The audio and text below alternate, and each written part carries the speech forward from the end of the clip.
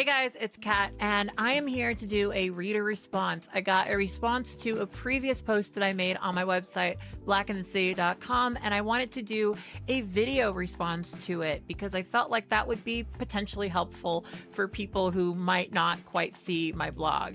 If you guys are ever wondering, I do have a written blog, blaqueinthecity.com. I have been using it more frequently. Recently, I posted some of my favorite goth and industrial events in Los Angeles. If you're somebody who's been looking for a place to dance in Los Angeles, you can go check out that post on my blog, blaqueinthecity.com. Recently, I made this post about my experience being fetishized by people who are exploring their bisexuality, and somebody sent their boyfriend this article because they felt as if they were fetishizing them. And so I thought that I would read the message that the boyfriend sent me in response because I thought that it would start a conversation about fetishism and whether or not it is inherently a negative thing to be attracted to a transgender person because they are transgender. I wrote a pretty long post. We're not going to go over the entire post in this particular video, but I will be talking about many of the things that I write about in this post. For now, this is the message that he sent me.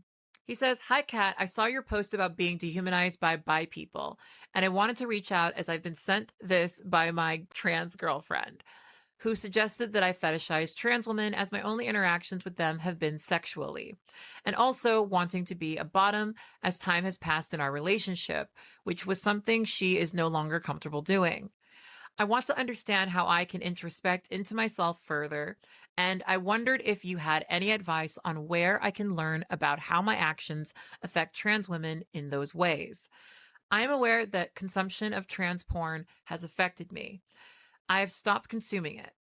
And I've also ordered the books Whipping Girl and The Transgender Issue as a start to read. But I would appreciate anything else I could look at to be a better partner and not fetishize trans women. Thanks in advance if you do see this." So first of all, I thought that it was so great that I got this message. I think it actually says so much that we are currently at a point in our culture where men feel comfortable reaching out to someone like me to get an answer about how to more positively treat their transgender partners. For me personally, them reaching out to me, that is a good sign. That is a green flag. This is a topic that is really complex, and I don't know your relationship, right? So I can really only piece together loose assumptions. First, if your girlfriend feels fetishized, it's important to listen to her. I'll talk about this topic in detail, but in the end, you need to respect her boundaries and feelings. Even if your desires are valid, her boundaries and consent matter just as much. If you want a relationship with her, you need to respect that her body belongs to her.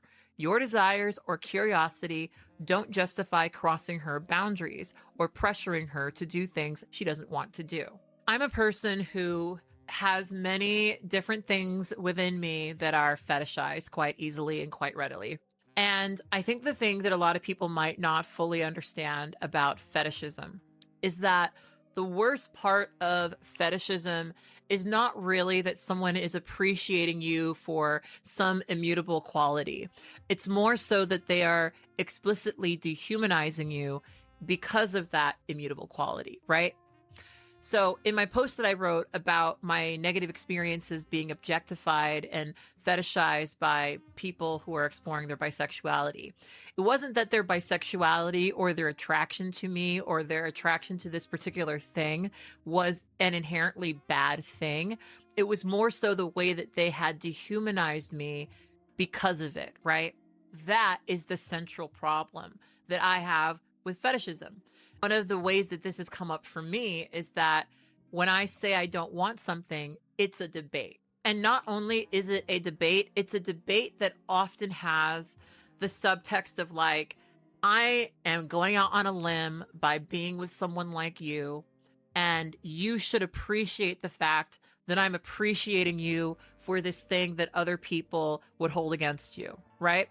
And this is something, again, that I've experienced in many ways, right? So this is like people who think that as a Black girl, it's so flattering to me that someone who isn't Black would be attracted to me because they view Blackness as societally not embraced, right? People explicitly try to capitalize on how othered we are within our society, and they get off on the inherent power differential that comes with that.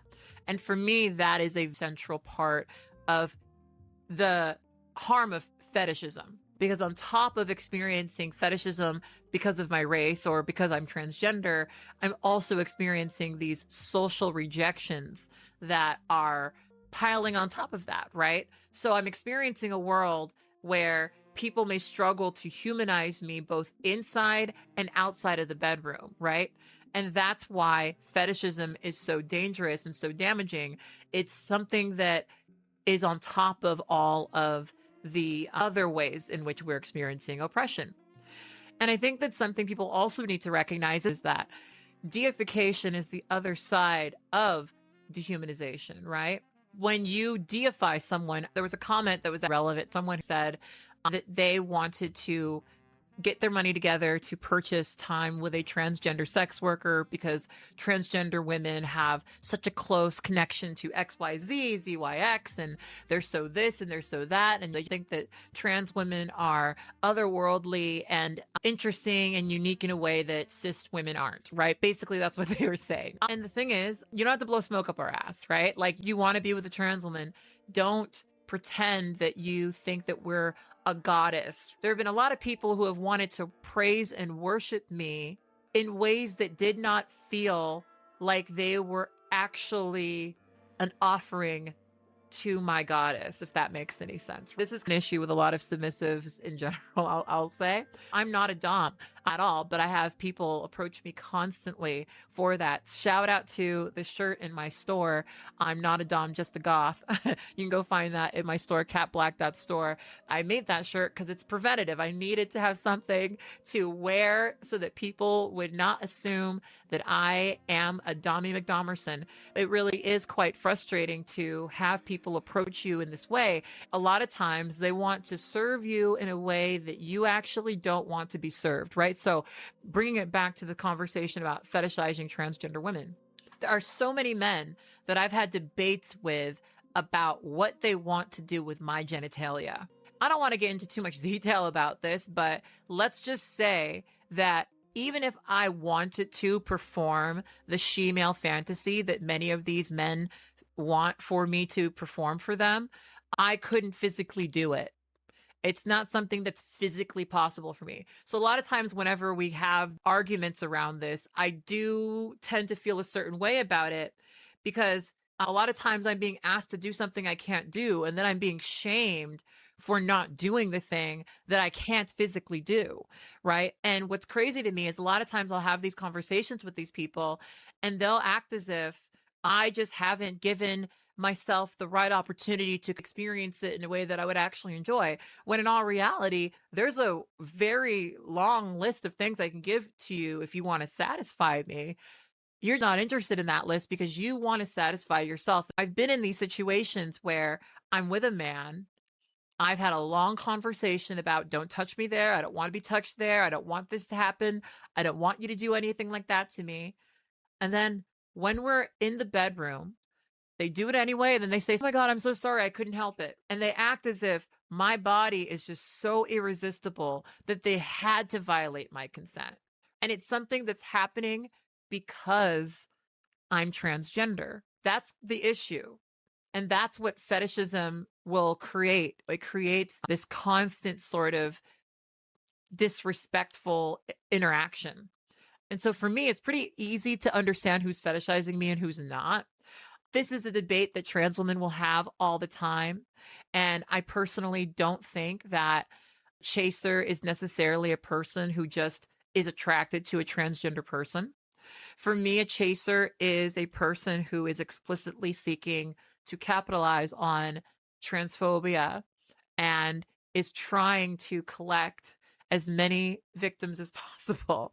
I think a chaser is somebody who has very little love for transgender women, has more understanding of them than he really should have, and uses that understanding in order to, frankly, abuse them.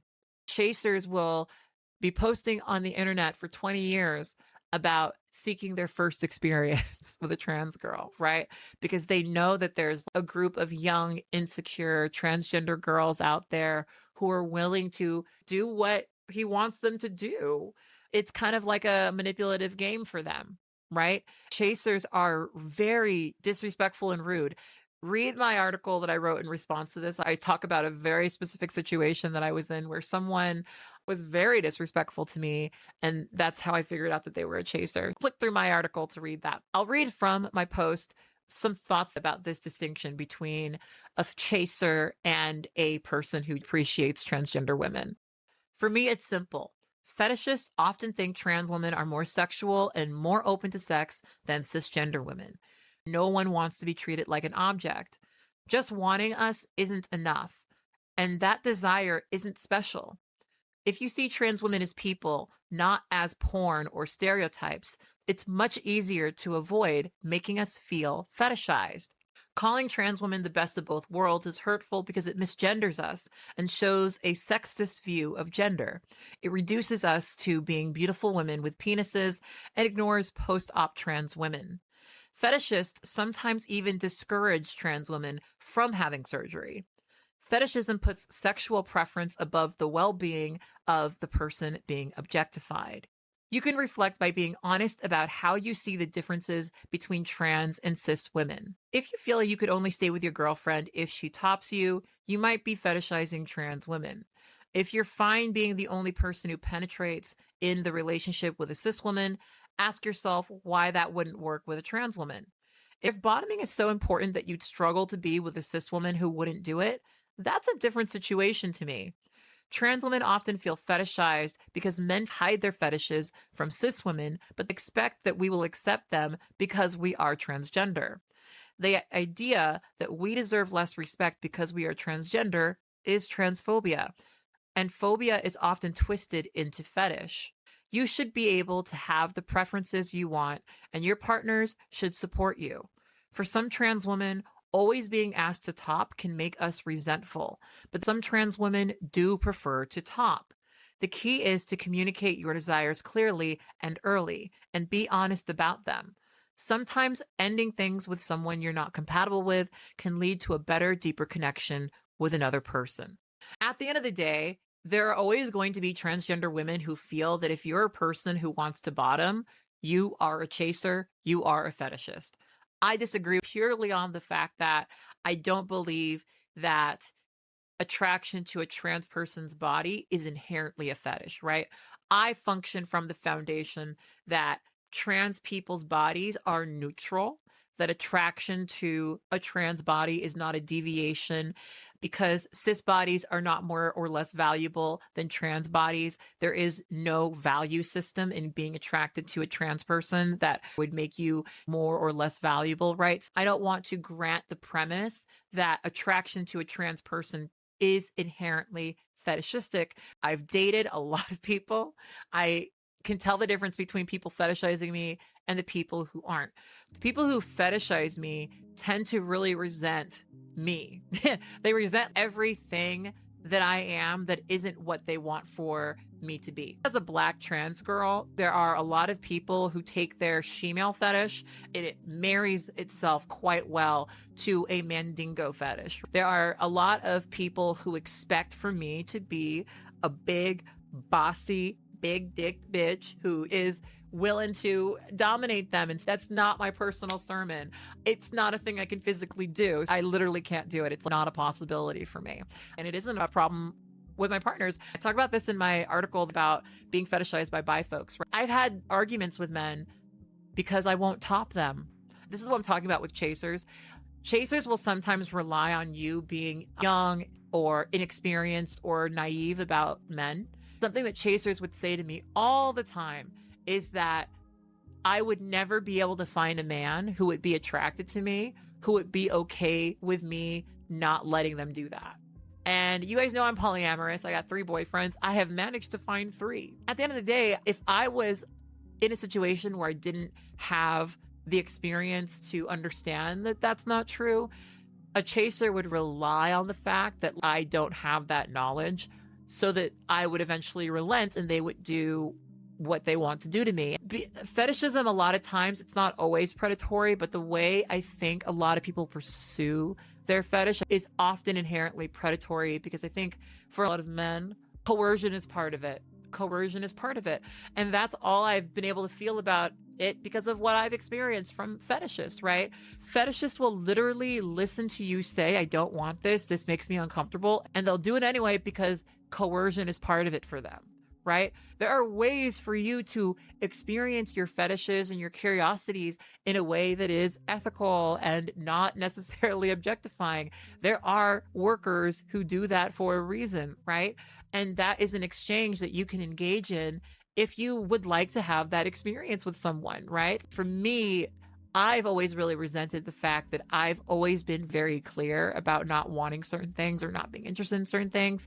And it's almost as if there's a certain type of man who they really think that I'm going to change my mind. They really think that I'm going to get them and I'm going to be so enthralled with them. And oh my God, like, you're so great. And I'm just going to put aside everything I've ever wanted to satisfy whatever little curiosity they have. And that is just absolutely not going to happen, babe. It's just not going to happen. So for me personally, it's aggravating. Fetishists are aggravating. And I think that there's a line here, because if she feels fetishized, she feels fetishized. If you are doing that to her and you're doing things to her that she feels fetishized around, even if it's not logical, there has to be some degree of acceptance of that's her feeling about it, right?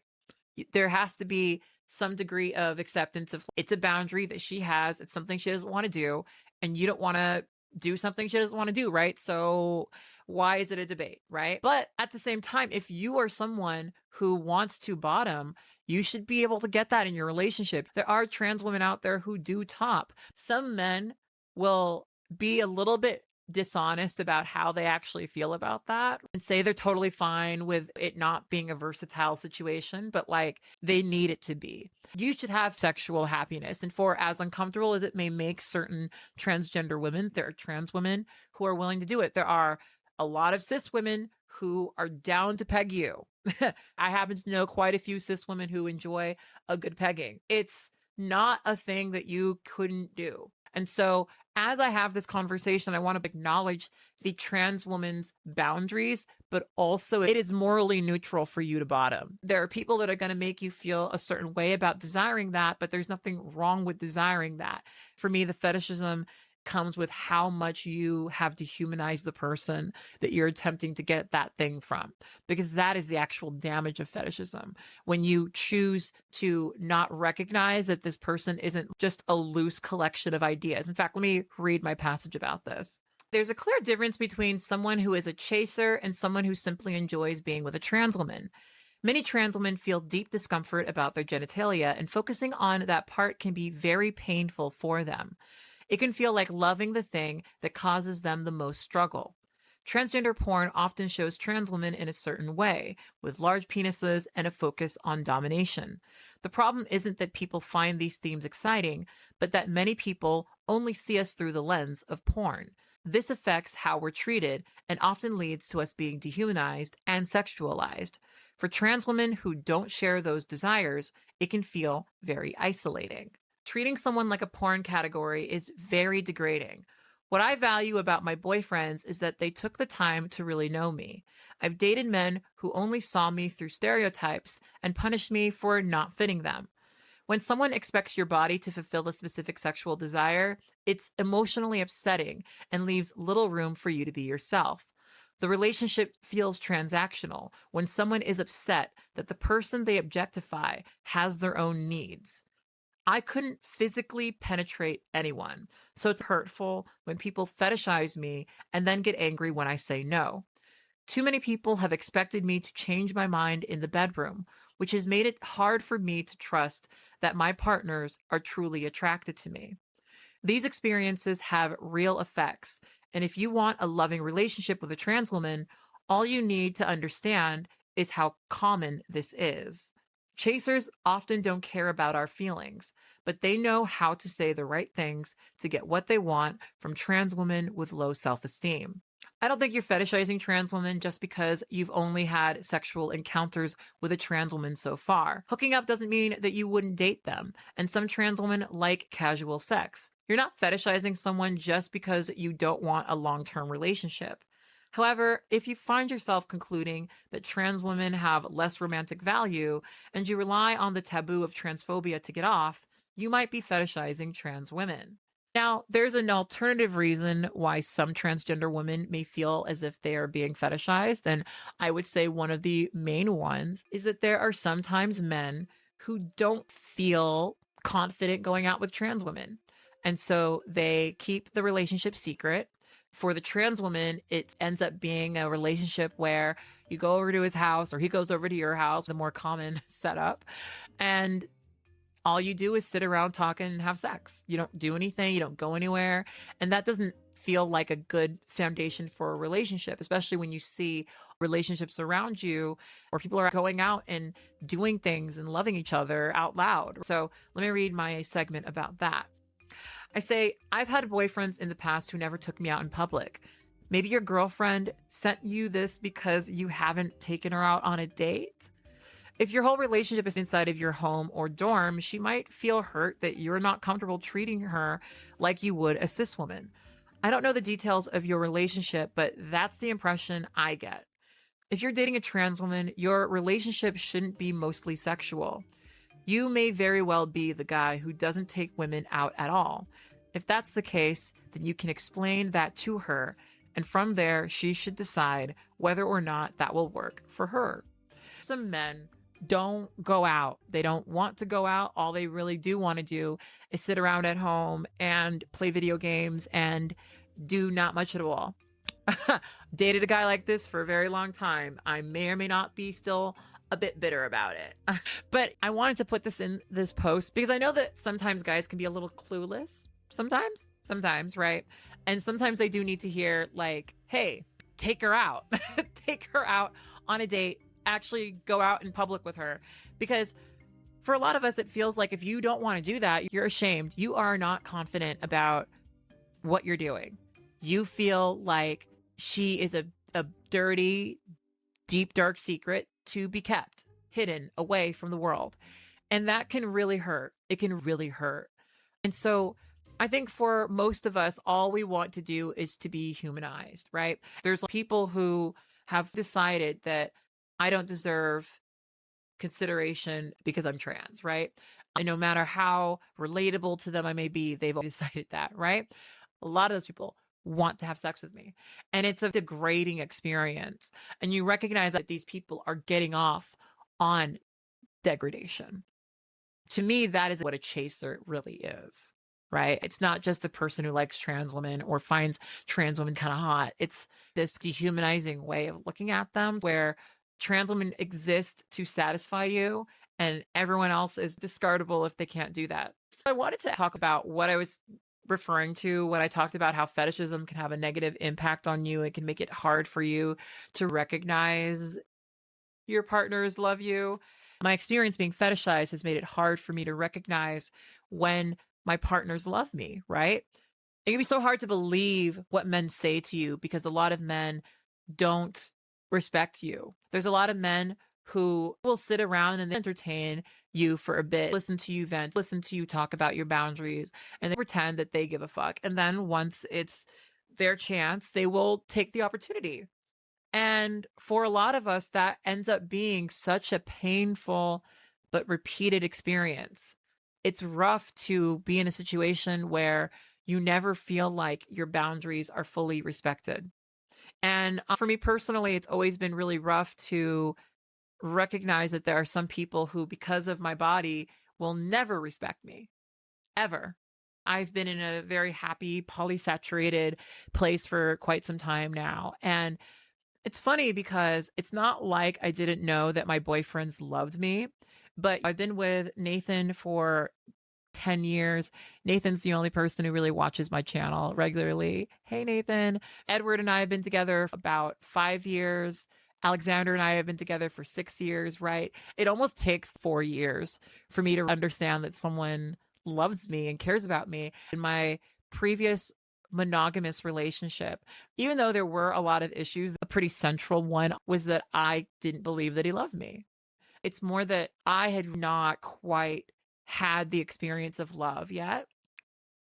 And it was hard for me to believe it, even though he was doing everything. And that's the thing that really fucks with you, right? You can have someone standing right in front of you doing the thing for you, but being fetishized will make you so paranoid that you'll think, this person's fetishizing me, even if they're not. It can create paranoia, and it makes it hard for you to just believe that someone just actually means it. Edward does so much for me. Edward is part of why I am able to do a lot of the things that I'm doing. And trust me, I do not want to give a man that much credit. To give a man that much credit, but I have to acknowledge the fact that Edward has done so much for me.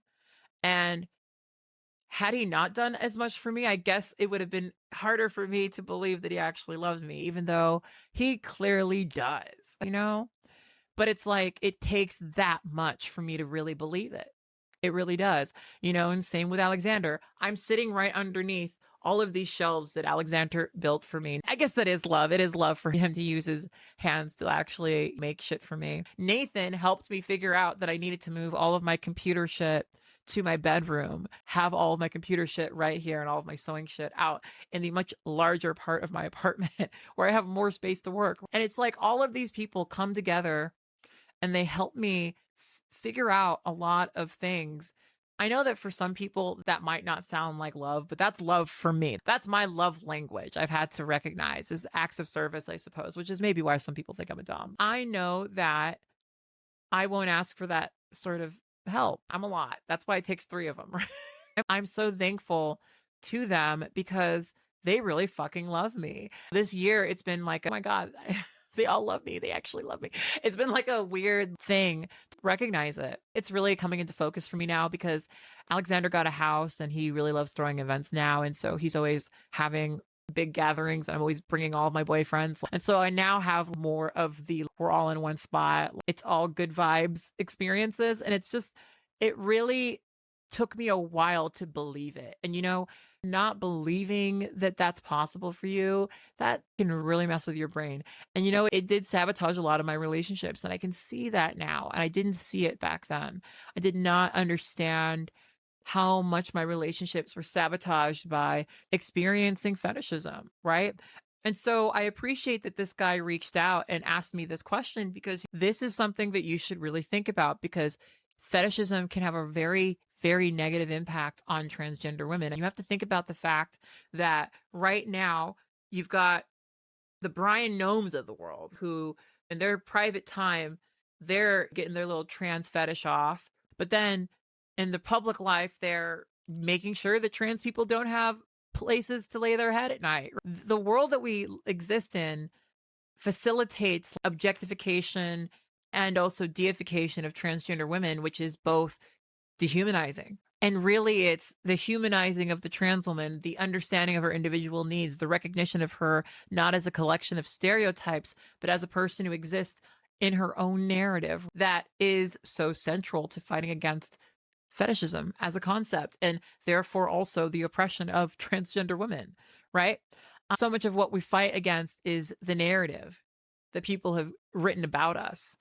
And it seems like a handy, truthful narrative that maybe a transgender woman performs these shallow acts of using her anatomy in the way that is expected, right? But you have to recognize that that's a narrative that comes from our oppression. It comes from our objectification. It comes from our siloing into the sex work industry, right? Where trans women will have to often sabotage their transitions in order to perform, right? That's another thing is like, I try to explain to some people sometimes that like, for a lot of trans women, the goal of medical transition is the antithesis to fulfilling that fetish. It just is. People will debate with me about that. Phil, you can do it, but I'm telling you this. I've been on hormones for almost 20 years.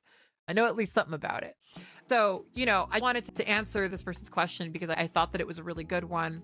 And again, if you guys ever want to send me a request, you can go to my website, go to make a request up here, and you can fill out this form and I will answer your question. And if it is thoughtful and interesting enough, I will make a post about it in response. I've enjoyed a lot of the interaction that I've been getting on my blog. Follow my blog by typing in your email and clicking subscribe so you can get notified every time I make a post on my blog. I think that's going to do it for this video. I would love to hear what you think is and isn't fetishizing a transgender woman. Let me know. I would love to hear from the partners of trans people how you've personally navigated around this. If you've recognized fetishism and come out of it, that would be a really handy conversation to have. Check out my hoodie. Ain't it cool? It is one of the many remix hoodies available at katblaque.store. I've got hoodies in multiple colorways. This is just one of my favorite ones. We've got pink, purple, we've got white, black, we've got blue. We've got a lot of different colors, a lot of different things. And I think by the time you guys see this video, the Pride collection will be out. Right now, the Pride collection is out all June, and you can get free shipping by putting in the code CATPRIDE at checkout. Anyway, on that note, I will talk to you guys next time. And as per usual, I want you to stay hot and introspective. And always remember, never forget that you are beautiful and you are loved. Bye.